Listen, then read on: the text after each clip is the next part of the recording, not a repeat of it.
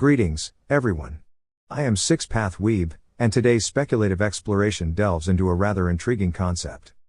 What if Naruko wore a mask like Kakashi? Before we proceed, a brief disclaimer. The content presented on this channel is intended solely for entertainment and thoughtful discussion.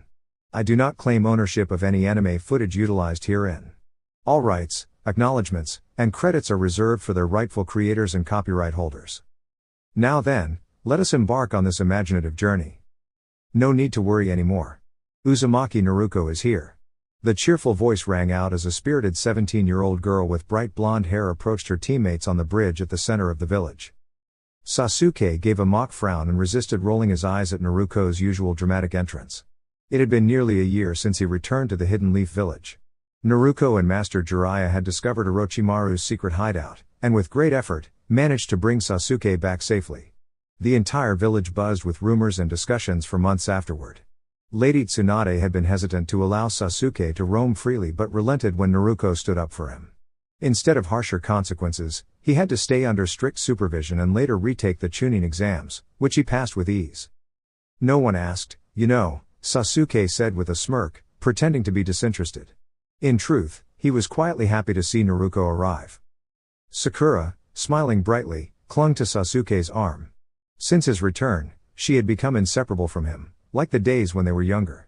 Many around them noticed the change, not all in favor, especially Sasuke, who valued space more than attention. Yeah, Naruko, no one's impressed, Sakura added with a teasing tone as she clung closer to Sasuke. The dark-haired boy cast her a sideways glance but chose not to respond. Naruko, unfazed, gave a dramatic pout. Hey! Don't call me that. Sasuke narrowed his eyes playfully. I only say what's true, he replied smoothly, causing Naruko to grin mischievously. Oi, you're such a show-off, she teased back. Before Sasuke could respond, Sakura suddenly stepped forward. Don't talk to Sasuke like that. You're always ruining the mood, Naruko. Sasuke's expression darkened slightly at her sharp tone. Naruko's smile faltered as she glanced away, her fists tightening slightly in a restrained gesture. Though she tried to hide it, the words had clearly affected her. Suddenly, their mentor Kakashi appeared with his usual cheerful greeting. Yo! He waved casually. Noticing the uncomfortable tension in the air, he took a moment to assess the group. Sasuke looked annoyed, and Naruko's bright demeanor was clearly forced. Sorry to drop in like this, he said, rubbing the back of his head sheepishly. Just wanted to let you all know I don't have anything planned for training today. Feel free to relax or do your own thing. With a casual smile, he disappeared as quickly as he came. A bit of the tension seemed to lift. Naruko lightly nudged Sasuke. Seriously?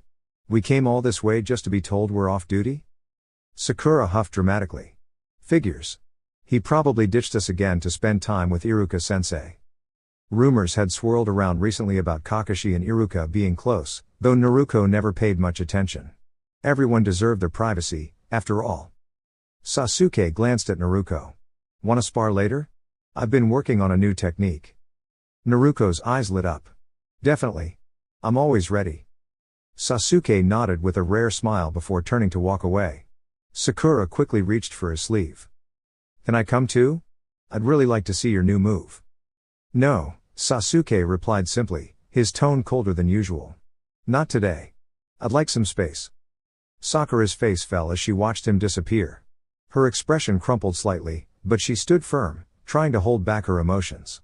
Naruko hesitated, then gently reached out. Hey, Sakura-chan. If you want, we can. Before she could finish, Sakura turned and slapped Naruko's cheek, not hard, but enough to stun her. You always have to interfere. Why can't you just leave things alone? Sasuke-kun doesn't even care about you. Naruko stood still, her hand slowly rising to her cheek, not from pain but from surprise. Sakura's eyes welled with tears before she turned and ran off. Naruko stared quietly at the space Sakura had left behind. The sting wasn't physical, it was emotional. But she took a deep breath, steadied herself, and put on a soft, practiced smile. Just then, a bright voice echoed. Naruko-chan. My second rival. It was Lee, enthusiastically waving as his team approached. Tenten and Neji followed closely, fresh from their latest mission. Lee skipped over cheerfully. It is wonderful to see you again. You seem contemplative. Naruko gave a smile, though her eyes seemed distant. Just thinking. Nothing serious. Tenten stopped, frowning slightly. Naruko, your cheek. Are you all right? Naruko covered it quickly with her hand. Oh, this? It's nothing. Just a little scratch, really. Neji looked unconvinced, but respectful as always. If you need anything, don't hesitate. Thanks, really. But I've got something I need to take care of. I'll see you all later. With that, she made a quick hand sign and disappeared. Lee looked after her, a crease in his brow. She didn't seem like herself. I noticed that too, Tenten said softly. Neji folded his arms. Let's give her space for now. We should report to Lady Tsunade. Later that evening, Sasuke sat alone in the training field under a tree, gazing at the sky. The orange and purple hues of sunset gradually deepened into twilight. She didn't show, he muttered, frustration barely contained. It was unlike Naruko to skip training, especially when challenged. Just as he was about to leave, he sensed someone behind him. Well. This is a first. Sasuke Uchiha waiting around? Kakashi leaned against a nearby tree, clearly amused. Sasuke frowned, folding his arms. She's never this late. Kakashi stepped closer, his usual calm demeanor softening. She probably just needed some time alone. Naruko carries a lot more than she lets on. Sasuke's expression shifted, genuine concern showing. I know. But it still bothers me. Kakashi nodded. She's stronger than she looks. But she's still human. Sasuke gazed at the darkening sky. I hope she's okay. Meanwhile, Naruko sat alone in her room, curled up near her window. The moonlight gently filtered in, casting silver shadows across her floor. The day's words echoed faintly in her mind, and though she tried to push them away, they lingered. But unlike in the past, Naruko wasn't going to let them define her. She closed her eyes and took a deep breath. Tomorrow's a new day. And with that thought, she smiled, genuinely this time. Stop it, Kit. Kyubi's voice rang out firmly, snapping Naruko out of her distant thoughts. She paused her odd laughter and looked down at her hand resting against her crimson-colored clothing. She slowly lifted her fingers and observed them with a strange curiosity. Bringing her hand closer, she gently brushed the tip of her finger across her lips and thoughtfully wiped it clean. She did the same with the rest of her fingers, lost in the moment, and then quietly stood, her gaze turning toward the ceiling. She hugged herself, wrapping her arms around her shoulders, a small grin forming as she quietly stood in the dim room. The air carried a sense of melancholy. Still, Naruko found a peculiar peace in the silence of her surroundings, far from the noise of the world, away from all that had once made her feel unsafe. In that quiet moment, she felt untouchable. Sensing that Naruko had no intention of helping herself heal, Kyubi quietly began assisting from within. Naruko, meanwhile, remained mentally distant, watching the shimmering golden water beneath her in the shared mindscape. Two of Kyubi's massive tails extended gently through the bars of her chamber and lifted Naruko, embracing her softly and pulling her into a protective hold. Neither of them noticed the tiny mouse hiding in the shadowed corner of the room. Its red eyes reflected the moonlight before it silently slipped away into the darkness, completely unseen.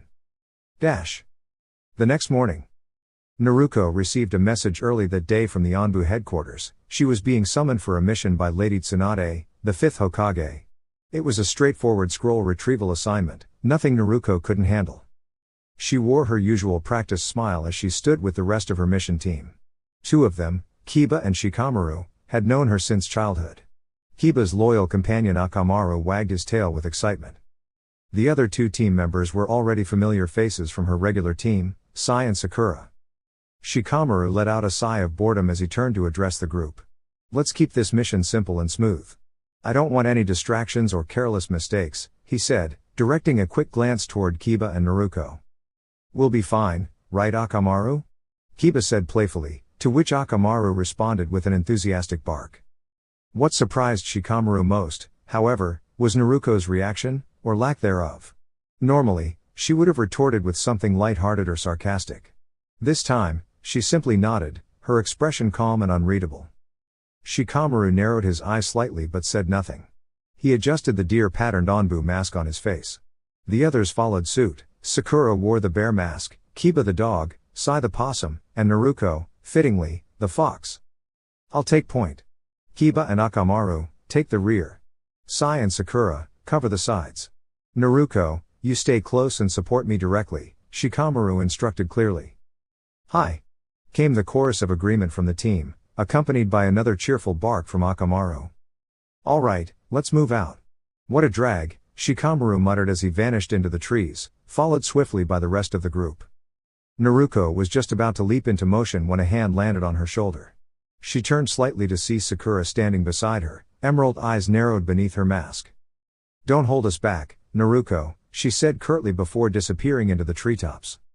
Naruko stood still for a moment, gazing at the spot where Sakura had just been. Though she cared deeply for Sakura, there were times when the tension between them was undeniable. As she leapt forward and landed beside Kiba, she caught a glimpse of her teammate ahead. Her emotions were complicated, but instead of being consumed by frustration, she simply let the feeling pass like wind through the leaves. Akamaru whimpered softly beside her, ears drooping slightly. Kiba glanced down at his companion, concern written on his face. What's wrong, Akamaru? The pup responded with a low sound, and Kiba understood. He looked toward Naruko, his gaze cautious. He felt something different about her energy, he couldn't quite put it into words, but it made him uneasy. Still, he offered her a small smile and gently tapped her arm. Naruko turned her head in his direction, acknowledging him. You okay? He asked. Under her fox mask, one of Naruko's eyebrows lifted, but she nodded and gave a thumbs up. I'm fine. Why wouldn't I be? She replied cheerfully, her tone bright. Kiba nodded, though he wasn't entirely convinced. He said nothing more as Naruko quickened her pace to join Shikamaru at the front.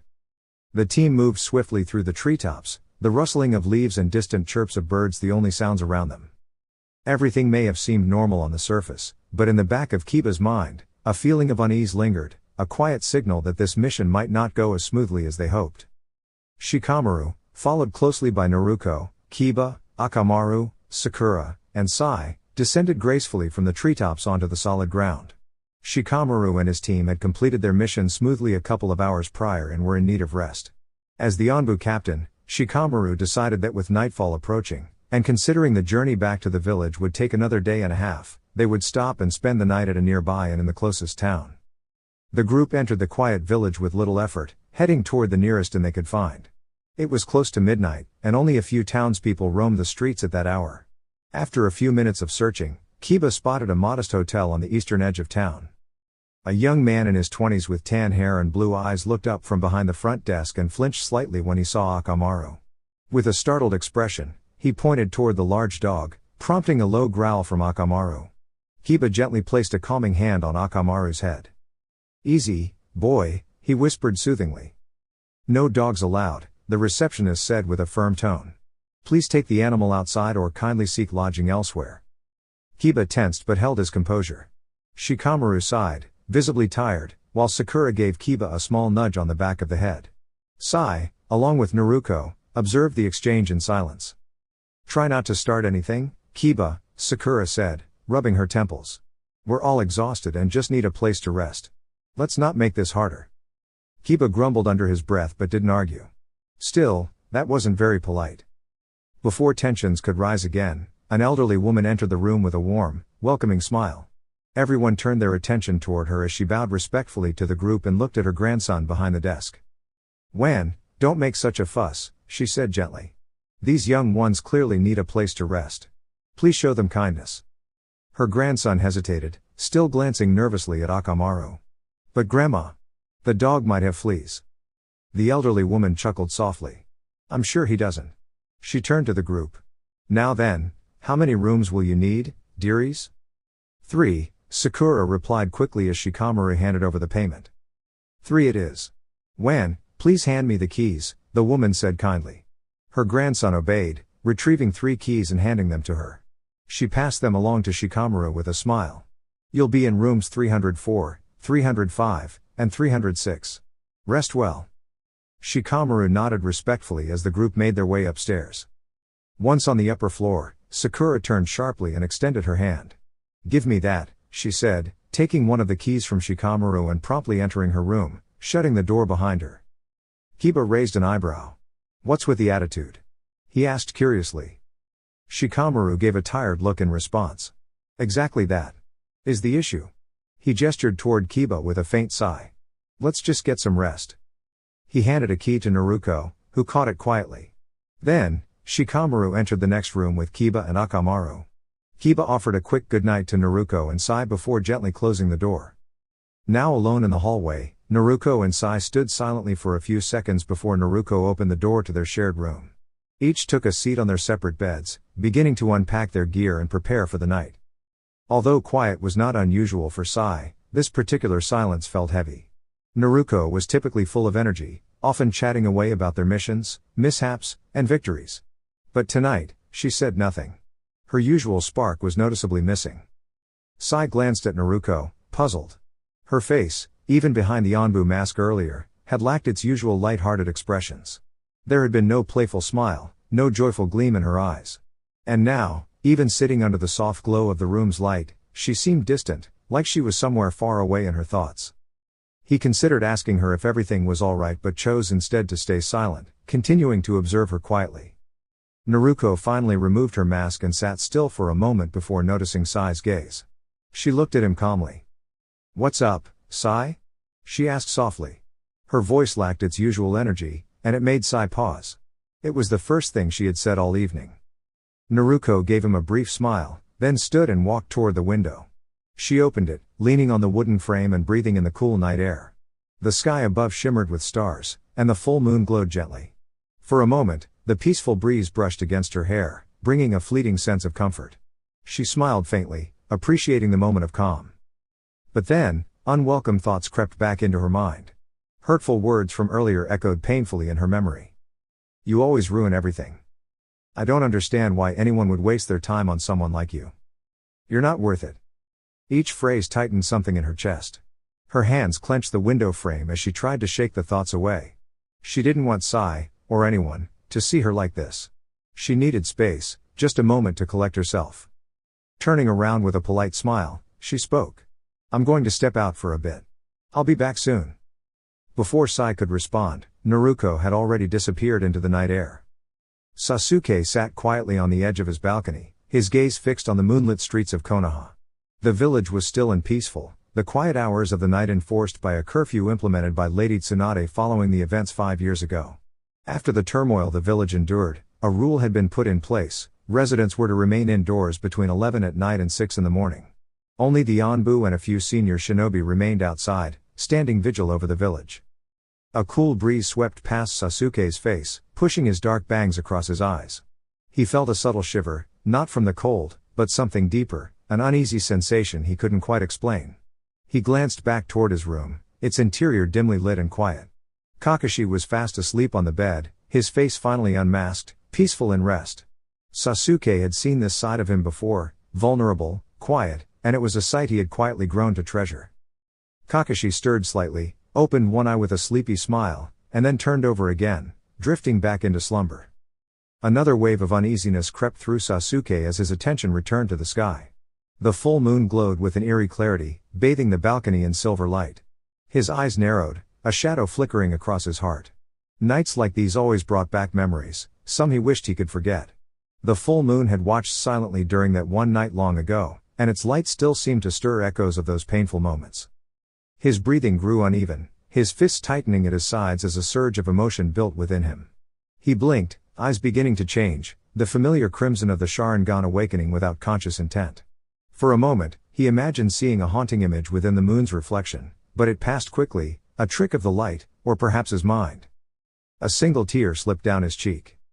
He closed his eyes and placed a hand over his heart, focusing on his breathing. Orochimaru had once taught him techniques to calm his mind, and now, more than ever, they were needed.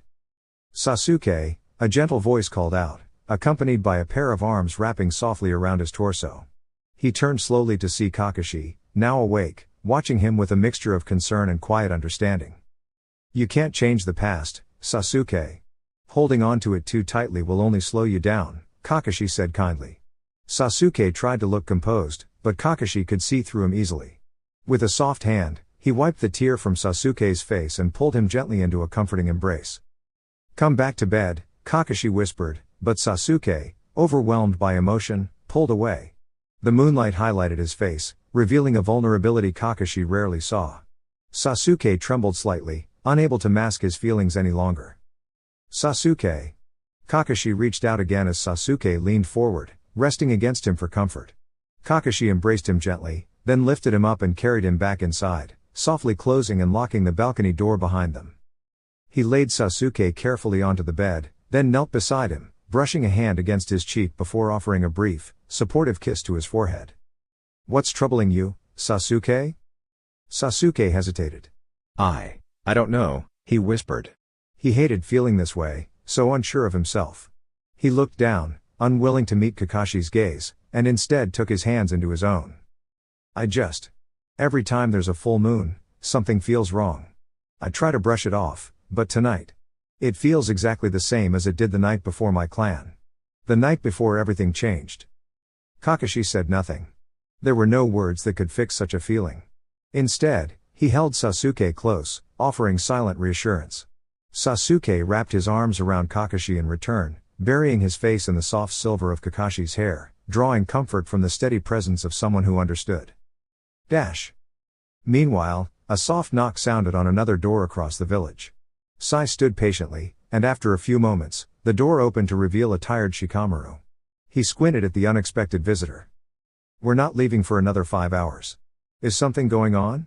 he asked, stepping aside to let Sai in.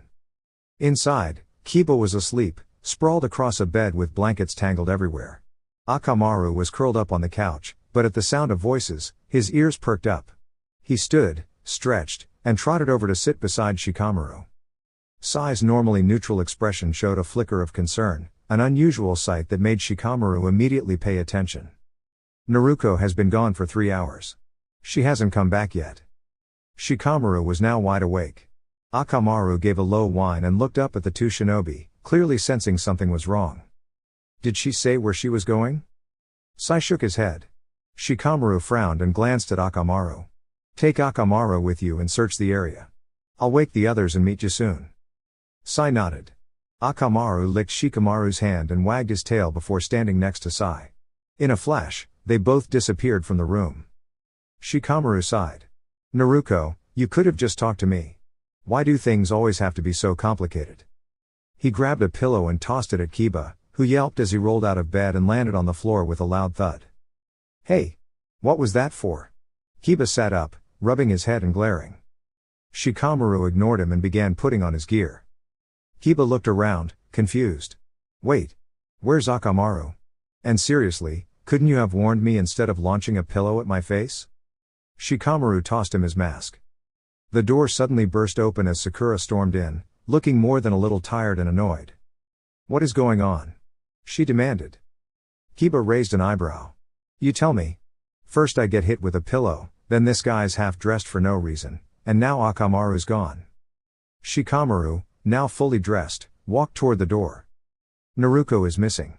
Gear up, we're going out." Silence filled the room, and then... "What?"